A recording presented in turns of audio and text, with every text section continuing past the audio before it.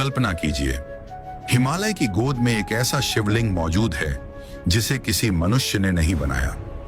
यह प्रकृति के अपने नियमों से स्वयं निर्मित होता है, धीरे धीरे आकार में बढ़ता है और फिर एक समय के बाद स्वयं ही विलीन हो जाता है। यह रहस्य आज भी वैज्ञानिकों को आश्चर्यचकित कर देता है। क्या यह केवल प्रकृति का एक अद्भुत चमत्कार है या इसके पीछे कोई अलौकिक संकेत छिपा हुआ है? इन्हीं प्रश्नों का उत्तर खोजने के लिए हर वर्ष हजारों श्रद्धालु अपनी जान की परवाह किए बिना अमरनाथ यात्रा पर निकल पड़ते हैं। हर हर महादेव, जय बर्फानी बाबा के जय घोष से पूरा हिमालय गूंज उठता है। लेकिन अमरनाथ केवल एक तीर्थ स्थल नहीं है, यह एक ऐसी रहस्यमयी गुफा है जिसका नाम सुनते ही मन में अनगिनत प्रश्न जन्म लेने लगते हैं। माता पार्वती को अमृतत्व का गुप्त ज्ञान देने के लिए भगवान शिव ने इसी गुफा को क्यों चुना? जब भगवान शिव वह अमर ज्ञान सुना रहे थे, तब क्या वास्तव में माता पार्वती के अलावा किसी मनुष्य, पशु, पक्षी या अन्य जीव ने उसे नहीं सुना था? और यदि किसी ने वह ज्ञान सुन लिया था, तो क्या वह आज भी जीवित है? समुद्र तल से लगभग 3880 मीटर की ऊंचाई पर स्थित यह पवित्र गुफा हिमालय के एक दुर्गम और अत्यंत पवित्र क्षेत्र में स्थित है। हर वर्ष सामान्यतः आषाढ़ महीने के अंतिम दिनों से लेकर पूरे श्रावण मास तक यह गुफा श्रद्धालुओं के लिए खोली जाती है। लेकिन कुछ वर्ष पहले इस गुफा से जुड़ी एक ऐसी कहानी फैल गई जिसे सुनकर कोई भी हैरान रह जाए। लोक कथाओं में कहा जाता है कि गुफा बंद होने से ठीक पहले एक व्यक्ति ने गुप्त रूप से वहां एक सीसीटीवी कैमरा लगा दिया था। बाद में उस कैमरे में जो रिकॉर्ड हुआ उसे जानकर आप भी चौंक जाएंगे। कैमरे में दिखाई दिया कि गुफा के भीतर एक साधु गहन ध्यान में लीन बैठा हुआ है। दिन बीत रहे हैं, सप्ताह बीत रहे हैं, न भोजन न जल, सिर्फ ध्यान और ध्यान। फिर धीरे धीरे उस साधु का शरीर क्षीण होने लगा और एक समय ऐसा आया जब वह पूरी तरह अदृश्य हो गया। लेकिन प्रश्न यह है, क्या यह घटना सच है या फिर यह इंटरनेट पर फैली हुई एक और रहस्यमयी कहानी मात्र है? यह भी हम जानेंगे। इसके अलावा आज की इस वीडियो में हम जानेंगे अमरनाथ गुफा के अलौकिक रहस्य, स्वयं भू हिम शिवलिंग के पीछे का विज्ञान और करोड़ों लोगों की आस्था, बूटा मलिक की प्रसिद्ध कथा और उस अविश्वसनीय अमर कथा के बारे में जिसमें स्वयं भगवान शिव ने माता पार्वती को अमृतत्व का गुप्त ज्ञान सुनाया था। अमरनाथ यात्रा केवल पहाड़ चढ़ने का नाम नहीं है, यह अपनी सीमाओं को पार करने की एक कठिन साधना है। इस यात्रा में श्रद्धालुओं को लंबे, संकरे और खतरनाक पहाड़ी रास्तों से होकर गुजरना पड़ता है। कहीं खड़ी चढ़ाई, कहीं पथरीले मार्ग, तो कहीं गहरी खाइयां। हर कदम पर एक नई चुनौती उनका इंतजार करती है। ऊंचाई बढ़ने के साथ हवा में ऑक्सीजन की मात्रा कम होती जाती है, सांस लेना कठिन हो जाता है। हड्डियां जमा देने वाली ठंड शरीर को कमजोर कर देती है। लेकिन इसके बावजूद हर वर्ष लाखों श्रद्धालु इस यात्रा में शामिल होते हैं। क्यों? क्योंकि यह महादेव का बुलावा होता है और इस बुलावे का उत्तर देने के लिए आतंकवादी हमलों का भय भी उनके साहस को नहीं तोड़ पाता। हर हर महादेव, जय बर्फानी बाबा के जय घोष से पूरी घाटी गूंज उठती है। साल 2022 की एक रिपोर्ट के अनुसार 1990 के बाद से अमरनाथ यात्रा को निशाना बनाकर 36 आतंकवादी हमले किए गए, जिनमें 53 श्रद्धालुओं की मृत्यु हुई और 167 लोग घायल हुए। फिर भी श्रद्धालुओं की आस्था कभी डगमगाई नहीं, क्योंकि उनका विश्वास है जिसे बाबा बर्फानी बुलाते हैं उसे दुनिया की कोई शक्ति रोक नहीं सकती। लोक कथाओं में कहा जाता है कि 16वीं शताब्दी में बूटा मलिक नामक एक मुस्लिम गडरिये ने सबसे पहले इस गुफा की खोज की थी। लेकिन क्या वास्तव में ऐसा ही था या इसके पीछे कोई और इतिहास छिपा हुआ है? कहा जाता है कि एक दिन वह अपनी भेड़ बकरियां चराते हुए हिमालय के दुर्गम पहाड़ों में घूम रहा था। तभी उसकी मुलाकात एक रहस्यमयी साधु से हुई। बूटा मलिक ने श्रद्धा और भक्ति के साथ उस साधु की सेवा की। उसकी सेवा से प्रसन्न होकर साधु ने उसे कोयले से भरी एक बोरी उपहार में दे दी। बूटा मलिक उस बोरी को लेकर अपने घर लौट आया, लेकिन जब उसने घर पहुंचकर बोरी खोली तो आश्चर्य से उसकी आंखें फैल गईं, क्योंकि वह कोयला नहीं था, पूरी बोरी सोने की मोहरों से भरी हुई थी। यह देखकर वह अत्यंत प्रसन्न हो गया। उसने सोचा कि उस साधु को धन्यवाद देना चाहिए, इसलिए वह तुरंत दोबारा उसी स्थान पर पहुंचा। लेकिन वहां पहुंचकर उसने जो देखा, उसने उसका जीवन ही बदल दिया। वहां न तो वह साधु था और न ही उसका कोई निशान, लेकिन उसकी जगह दिखाई दी एक विशाल गुफा, और उस गुफा के भीतर बर्फ से निर्मित एक स्वयंभू शिवलिंग। बूटा मलिक स्तब्ध रह गया। उसने लौटकर पूरे गांव को इस चमत्कारी गुफा और हिम शिवलिंग के बारे में बताया, और धीरे धीरे अमरनाथ गुफा की ख्याति दूर दूर तक फैलने लगी। इसी कारण बहुत से लोग मानते हैं कि बूटा मलिक ने ही सबसे पहले अमरनाथ गुफा की खोज की थी। लेकिन क्या यह पूरी सच्चाई है? इतिहास हमें कुछ और बताता है। प्रसिद्ध इतिहासकार कल्हण ने अपनी प्रसिद्ध पुस्तक राज तरंगिणी में अमरनाथ गुफा का उल्लेख किया है। उन्होंने लिखा है कि कश्मीर के राजा सदियों पहले भी इस गुफा में आकर भगवान शिव की पूजा किया करते थे। अर्थात अमरनाथ गुफा प्राचीन काल से ही लोगों के बीच परिचित थी। संभवतः समय के साथ लोग इस मार्ग को भूल गए थे, या यहाँ आने जाने वालों की संख्या बहुत कम हो गई थी। बाद में बूटा मलिक ने इस पवित्र स्थान को पुनः लोगों के सामने लाया। यही कारण है कि इस लोक कथा का उद्देश्य केवल इतिहास बताना नहीं है, यह हमें एक गहरा संदेश भी देती है। ईश्वर की कृपा धर्म, जाति, समुदाय या पहचान देखकर नहीं बरसती। भगवान की कृपा किसी पर भी हो सकती है, और शायद यही कारण है कि अमरनाथ आज भी सभी लोगों के लिए समान रूप से पवित्र माना जाता है। लेकिन अमरनाथ का सबसे बड़ा रहस्य केवल इसकी प्राचीन कथा नहीं है। सबसे बड़ा रहस्य है गुफा के भीतर स्थित वह स्वयंभू हिम शिवलिंग। बाहर से देखने पर यह गुफा एक सामान्य हिमालयी गुफा जैसी दिखाई देती है, लेकिन इसके भीतर मौजूद रहस्य आज भी विज्ञान को कठिन प्रश्नों के सामने खड़ा कर देता है। यह गुफा लगभग 40 मीटर लंबी, 30 से 35 मीटर चौड़ी और लगभग 15 से 20 मीटर ऊंची है। गुफा के ठीक मध्य में प्राकृतिक रूप से निर्मित स्वयंभू हिम शिवलिंग स्थित है। आमतौर पर आषाढ़ पूर्णिमा के आसपास इस शिवलिंग का निर्माण शुरू होता है। इसके बाद चंद्रमा की कलाओं के साथ साथ इसका आकार भी बदलता है। श्रावण पूर्णिमा तक यह अपने सबसे बड़े आकार में पहुंच जाता है। इसकी ऊंचाई लगभग 10 फीट तक पहुंच जाती है। फिर धीरे धीरे इसका आकार कम होने लगता है और अंततः यह पूरी तरह विलीन हो जाता है।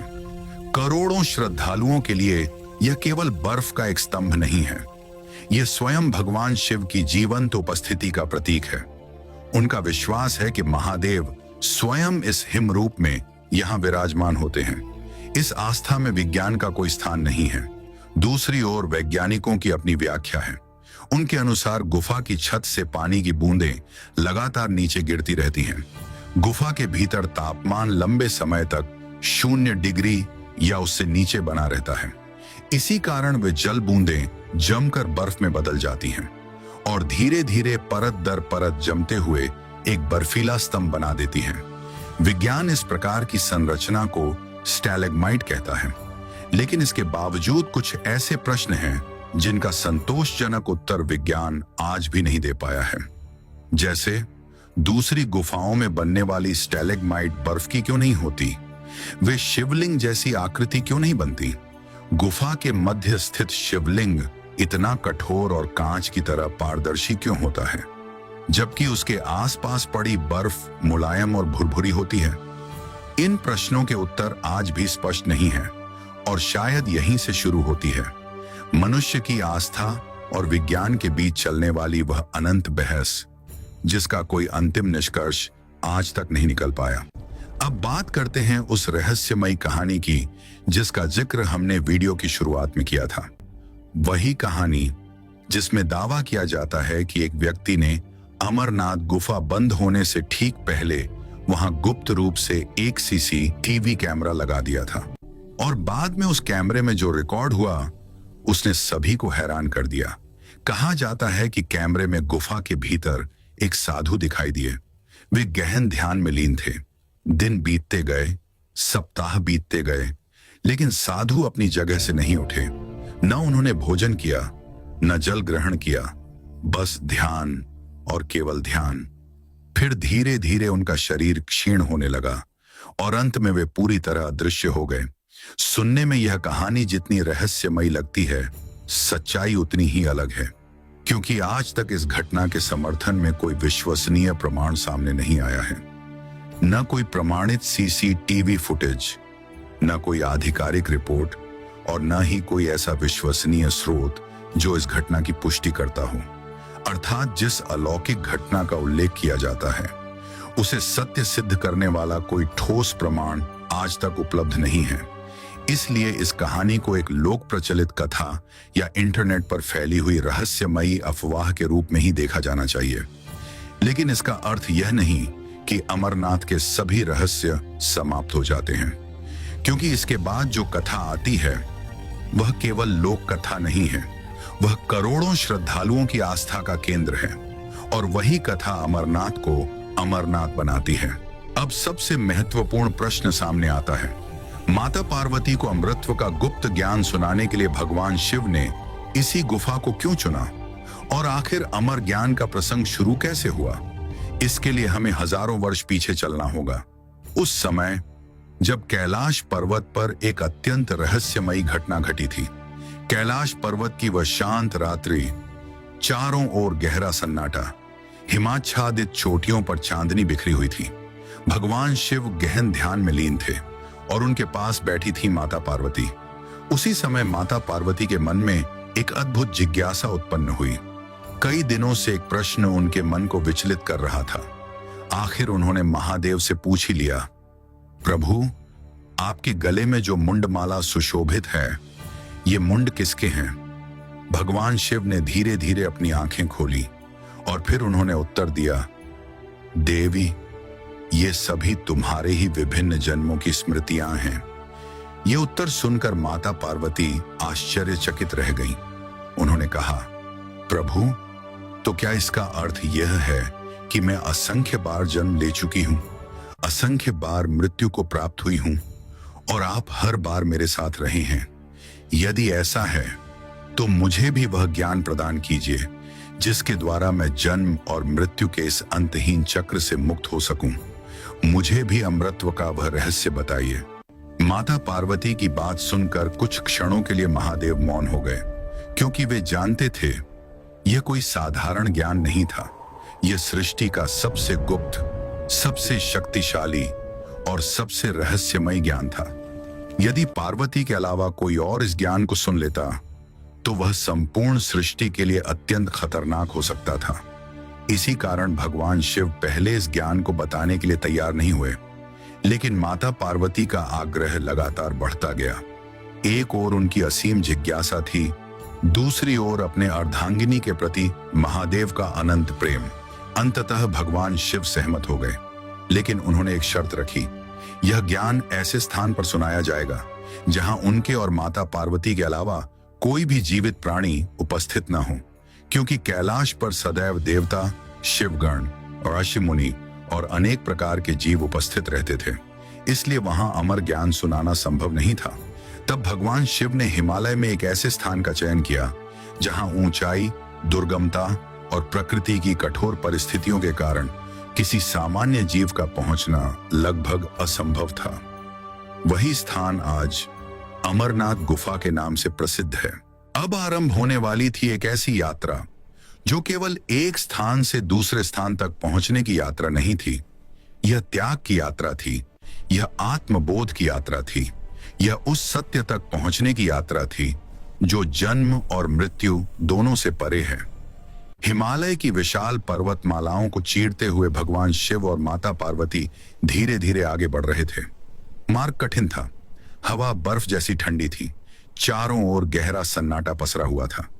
ऐसा प्रतीत हो रहा था मानो स्वयं प्रकृति भी उस महान रहस्य को सुनने की प्रतीक्षा कर रही हो। चलते चलते माता पार्वती ने पूछा, प्रभु, हम कहां जा रहे हैं? भगवान शिव ने गंभीर स्वर में उत्तर दिया, वहां जहां सत्य छिपा हुआ है, लेकिन उस सत्य तक पहुंचने के लिए सब कुछ त्यागना पड़ता है। यात्रा का पहला महत्वपूर्ण पड़ाव था पहलगाम। यहीं आकर भगवान शिव रुक गए। उन्होंने अपने प्रिय वाहन नंदी की ओर देखा।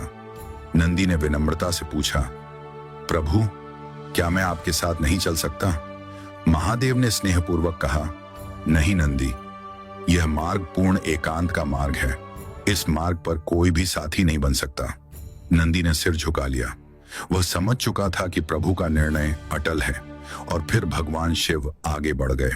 माता पार्वती ने महसूस किया, सत्य की ओर बढ़ने का पहला कदम है आसक्ति का त्याग। क्योंकि जब तक मन किसी व्यक्ति, वस्तु या संबंध से बंधा रहता है, वह पूर्ण सत्य को नहीं जान सकता। इसके बाद वे चंदनवाड़ी पहुंचे। यहीं भगवान शिव ने अपनी जटाओं में सुशोभित चंद्रमा को उतार दिया। वही चंद्रमा जो समय और कालचक्र का प्रतीक माना जाता है। माता पार्वती ने आश्चर्य से पूछा, प्रभु, क्या आपने समय का भी त्याग कर दिया? महादेव मुस्कुराए और बोले, जो सत्य शाश्वत है उसके सामने समय का कोई अस्तित्व नहीं होता। माता पार्वती समझने लगी, परम सत्य तक पहुंचने के लिए केवल संसार ही नहीं, समय की सीमाओं को भी पीछे छोड़ना पड़ता है। आगे बढ़ते हुए वे शेषनाग झील के पास पहुंचे। झील का नीला जल और उसके चारों ओर खड़े हिमाच्छादित पर्वत एक अद्भुत दृश्य प्रस्तुत कर रहे थे। यहीं भगवान शिव ने अपने गले में विराजमान नागराज को उतार दिया। वह नाग धीरे धीरे झील के जल में विलीन हो गया। माता पार्वती ने आश्चर्य से पूछा, प्रभु, यह तो आपकी शक्ति का प्रतीक है, आपने इसका भी त्याग कर दिया? भगवान शिव ने उत्तर दिया, जो सत्य सर्वशक्तिमान है उसके सामने अपनी शक्ति का अहंकार भी कोई अर्थ नहीं रखता। माता पार्वती समझ गईं, सत्य तक पहुंचने के लिए भय और शक्ति दोनों का त्याग करना पड़ता है। लोक विश्वास के अनुसार आज भी इसी क्षेत्र में नागराज वासुकी का निवास माना जाता है। कई श्रद्धालु दावा करते हैं कि उन्हें यहाँ एक विशेष ऊर्जा या कंपन का अनुभव होता है। कुछ लोग झील की लहरों को देखकर महसूस करते हैं मानो जल के भीतर कुछ रहस्यमयी उपस्थिति हो। हालांकि विज्ञान इसकी व्याख्या हवा, प्रकाश के प्रतिबिंब, धुंध और प्राकृतिक कारणों से करता है। मनोवैज्ञानिक यह भी कहते हैं कि यदि कोई पहले से सुन ले कि यहाँ शेषनाग का निवास है तो उसका मस्तिष्क उसी प्रकार की अनुभूति उत्पन्न कर सकता है। लेकिन श्रद्धालुओं के लिए यह केवल कल्पना नहीं है।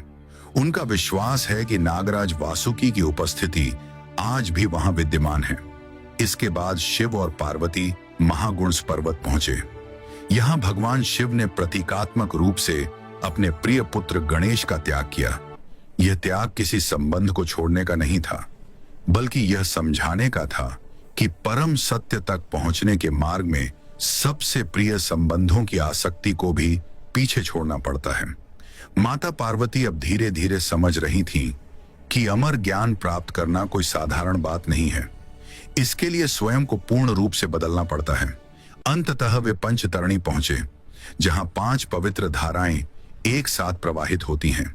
वातावरण दिव्य था, चारों ओर एक अलौकिक शांति व्याप्त थी। यहीं भगवान शिव ने अपनी आंखें बंद की और धीरे धीरे त्याग दिया। पृथ्वी, जल, अग्नि, वायु और आकाश अर्थात संपूर्ण सृष्टि के 5 मूल तत्व, पंच महाभूत, जिनसे यह शरीर बना है, जिनसे यह संसार बना है और जिनसे समस्त भौतिक अस्तित्व निर्मित हुआ है। अब महादेव किसी साधारण स्थान की ओर नहीं जा रहे थे। वे उस सत्य की ओर बढ़ रहे थे जहां न सृष्टि है, न विनाश, न समय, न भय, केवल शाश्वत चेतना। और अंततः सभी त्यागों के बाद भगवान शिव और माता पार्वती पहुंच गए उस रहस्यमयी गुफा के द्वार पर, जिसे आज पूरी दुनिया अमरनाथ गुफा के नाम से जानती है। भगवान शिव ने चारों ओर दृष्टि दौड़ाई। वे यह सुनिश्चित करना चाहते थे कि उनके और माता पार्वती के अलावा वहां कोई भी जीवित प्राणी उपस्थित न हो, न कोई मनुष्य, न कोई पशु, न कोई पक्षी, न कोई कीट। क्योंकि जो ज्ञान वे सुनाने वाले थे वह कोई साधारण ज्ञान नहीं था, वह अमृतत्व का ज्ञान था, जन्म और मृत्यु के बंधन से मुक्त होने का ज्ञान, आत्मा को परम सत्य में पूर्णतः विलीन कर देने का ज्ञान। यदि यह ज्ञान किसी अयोग्य प्राणी के कानों तक पहुंच जाता तो संपूर्ण सृष्टि के लिए अत्यंत खतरनाक सिद्ध हो सकता था। इसीलिए लोक विश्वास और पुराणों में कहा गया है कि भगवान शिव ने अपनी दिव्य शक्ति से एक भयंकर कालाग्नि उत्पन्न की। क्षण भर में वह अग्नि पूरी गुफा में फैल गई। ऐसा लग रहा था मानो प्रलय का समय आ गया हो। चारों ओर अग्नि की ज्वालाएं नृत्य कर रही थीं। उस अग्नि में किसी भी जीवित प्राणी का बच पाना असंभव था। लेकिन आश्चर्य की बात यह है कि इतना सब होने के बाद भी 2 जीवित प्राणी बच गए। सोचिए, यदि आज अचानक आपके सामने वही 2 जीव आ जाएं, जो हजारों वर्ष पहले स्वयं महादेव के मुख से अमर ज्ञान सुन चुके हों, तो कैसा लगेगा? मेरे तो यह सोचकर ही रोंगटे खड़े हो जाते हैं। लेकिन उस समय किसी को नहीं पता था कि यही 2 छोटे से जीव एक दिन अमरनाथ के सबसे बड़े रहस्य बन जाएंगे। सब कुछ सुनिश्चित करने के बाद भगवान शिव और माता पार्वती गुफा के मध्य भाग में विराजमान हुए। माता पार्वती पूर्ण एकाग्रता के साथ बैठ गईं। भगवान शिव ने अपनी आंखें बंद की और आरंभ हुई वह अमर कथा। भगवान शिव ध्यान मग्न अवस्था में उस रहस्य को सुनाने लगे। माता पार्वती अत्यंत शांति और एकाग्रता के साथ उसे सुन रही थीं। बीच बीच में वे हूं कहकर संकेत देती थीं कि वे ध्यानपूर्वक सुन रही हैं। समय बीतता गया। महादेव बोलते रहे और पार्वती सुनती रही। लेकिन धीरे धीरे एक विचित्र घटना घटने लगी। लोक कथा कहती है कि लंबे समय तक अमर ज्ञान सुनते सुनते माता पार्वती को नींद आ गई। लेकिन आध्यात्मिक दृष्टि से देखा जाए तो बात कुछ और थी। कई साधक मानते हैं कि माता पार्वती वास्तव में सोई नहीं थी, बल्कि वे उस ज्ञान में पूरी तरह विलीन हो गई थीं। और सच कहें तो उनके भीतर का मैं समाप्त हो गया था। जब मैं सो जाता है तभी सत्य जागता है। जब अहंकार समाप्त हो जाता है तभी वास्तविक ज्ञान प्रकट होता है। इसीलिए उस समय माता पार्वती हूं कहकर उत्तर नहीं दे पा रही थी। लेकिन आश्चर्य की बात यह थी कि भगवान शिव के बोलने के दौरान हूं की ध्वनि फिर भी आती रही। जैसे पहले आ रही थी वैसे ही आती रही। तब प्रश्न उठता है, वह उत्तर दे कौन रहा था? भगवान शिव ने सोचा कि माता पार्वती ही उत्तर दे रही हैं। इसीलिए वे निरंतर अमर ज्ञान सुनाते रहे। और अंततः जब संपूर्ण अमर कथा समाप्त हो गई, तब भगवान शिव ने धीरे धीरे अपनी आंखें खोली। लेकिन आंखें खुलते ही वे भी एक क्षण के लिए आश्चर्यचकित रह गए। उन्होंने देखा माता पार्वती तो गहन समाधि में लीन है। उनका मैं भाव पूरी तरह शांत हो चुका है। लेकिन गुफा के कोने में बैठे हैं 2 कबूतर, और वही दोनों कबूतर इतने समय से हूं की ध्वनि करके महादेव की बातों का उत्तर दे रहे थे।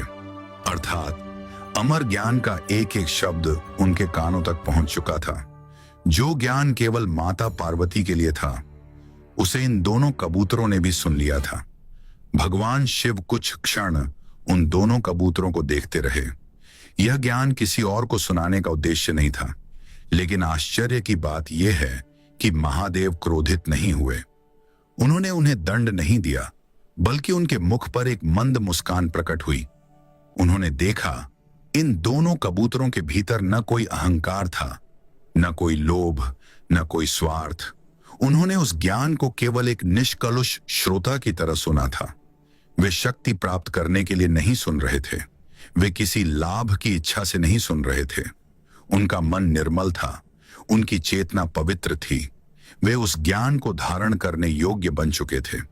तब भगवान शिव ने उन्हें आशीर्वाद देते हुए कहा, तुमने परम सत्य को सुना है, इसलिए तुम अमर हो जाओगे। लोक विश्वास के अनुसार उसी क्षण उन दोनों कबूतरों को अमृतत्व का वरदान प्राप्त हुआ।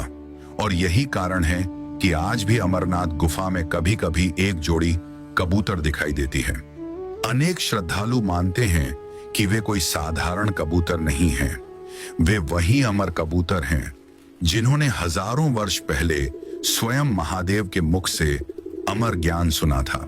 लेकिन अब एक प्रश्न शेष रह जाता है, क्या अमरनाथ की यह कथा केवल एक रहस्यमयी गुफा, एक हिम शिवलिंग और 2 अमर कबूतरों की कहानी है, या फिर इसके भीतर कोई और भी गहरा रहस्य छिपा हुआ है? वास्तव में अमरनाथ की इस कथा का महत्व केवल इसके चमत्कारों में नहीं है। इसका वास्तविक अर्थ महादेव के प्रत्येक त्याग और प्रत्येक घटना में छिपा हुआ है। जरा सोचिए, अमर ज्ञान सुनाने से पहले भगवान शिव ने एक एक करके सब कुछ त्याग दिया था। सबसे पहले उन्होंने नंदी को छोड़ा, अर्थात आसक्ति का त्याग किया।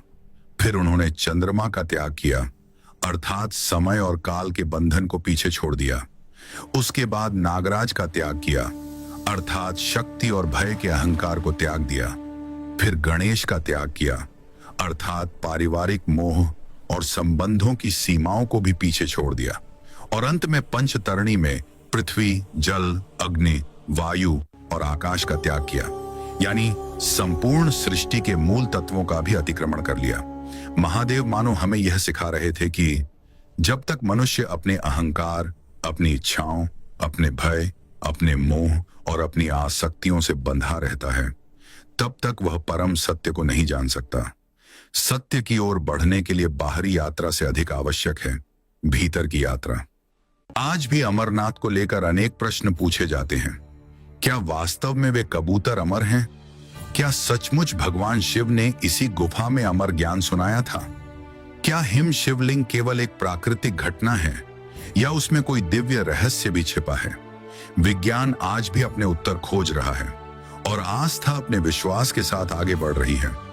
लेकिन शायद अमरनाथ का वास्तविक रहस्य न किसी प्रयोगशाला में मिलेगा और न किसी तर्क वितर्क में, क्योंकि कुछ अनुभव ऐसे होते हैं जिन्हें केवल महसूस किया जा सकता है। शायद यही कारण है कि आज भी हर वर्ष लाखों श्रद्धालु अमरनाथ की यात्रा पर निकल पड़ते हैं। ऑक्सीजन की कमी, कड़ाके की ठंड, कठिन चढ़ाई और अनेक चुनौतियां भी उनकी आस्था को नहीं रोक पाती, क्योंकि वे केवल बर्फ से बने एक शिवलिंग के दर्शन करने नहीं जाते। वे अपने भीतर छिपे उस सत्य की खोज में निकलते हैं जो जन्म और मृत्यु दोनों से परे है। और शायद इसी कारण अमरनाथ केवल एक तीर्थ नहीं है, यह आस्था, त्याग, आत्मज्ञान और उस शाश्वत सत्य का प्रतीक है जो न कभी जन्म लेता है और न कभी मृत्यु को प्राप्त होता है। अगर आप भी महादेव और बाबा बर्फानी की इस दिव्य महिमा पर विश्वास रखते हैं तो कमेंट में अवश्य लिखिए, हर हर महादेव, जय बाबा बर्फानी, हर हर महादेव, जय बाबा बर्फानी। और यदि वीडियो आपको पसंद आया हो तो इसे लाइक और शेयर करना न भूलें। फिर मिलेंगे एक और रहस्यमयी और अद्भुत कथा के साथ। हर हर महादेव, जय बाबा बर्फानी।